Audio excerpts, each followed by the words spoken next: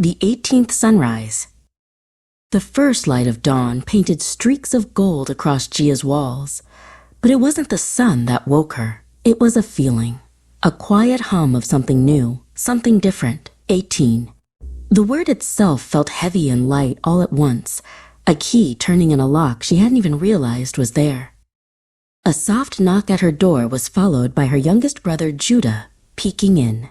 He clutched a small, slightly lopsided box wrapped in newspaper comics. "Happy birthday, Ateji," he whispered, his voice full of sleep and sincerity. "I made it myself." Inside the box was a scrapbook, its pages filled with their shared history in crayon drawings and faded photographs. There they were, two small kids with missing teeth, building a sandcastle that the sea was already claiming. A wave of affection washed over Gia, so strong it almost hurt. Lured by the smell of coffee and fried rice, Gia headed downstairs. The living room had been transformed overnight, with strings of fairy lights and balloons that bobbed gently against the ceiling. Her mother, Daisy, stood by the stove, while her father, Ben, was meticulously arranging a small cake on the table. Daisy turned, her smile as warm as the morning sun. "There's the debutante," she said, wrapping Gia in a hug that smelled of home and comfort. "I made your favorite." A plate of garlic rice, sweet sausages, and a perfectly fried egg was waiting for her.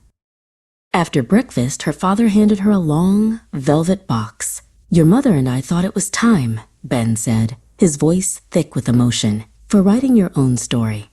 Inside, nestled on a bed of satin, was a beautiful fountain pen, sleek and cool to the touch. It wasn't just a pen, it was a promise. Just then, the front door opened, and her eldest brother, Jibbs, strode in, dropping a duffel bag by the door.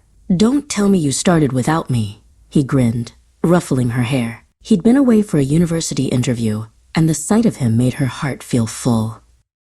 He handed her a flat, rectangular package. It was a framed map of the world, intricately detailed and vast. Tucked into the corner was a small handwritten note. "Time to choose your own adventures. But don't forget the way home." Gia stood in the middle of the living room, surrounded by her family and the tangible pieces of their love. A scrapbook of memories, a pen for the future, a map for the journey. Each gift was a different way of saying the same thing. "We love you. We are proud of you."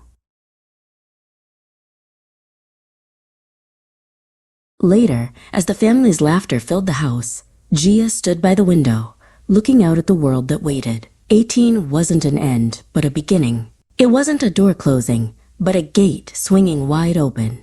And she knew, with a certainty that settled deep in her bones, that she wouldn't be walking through it alone.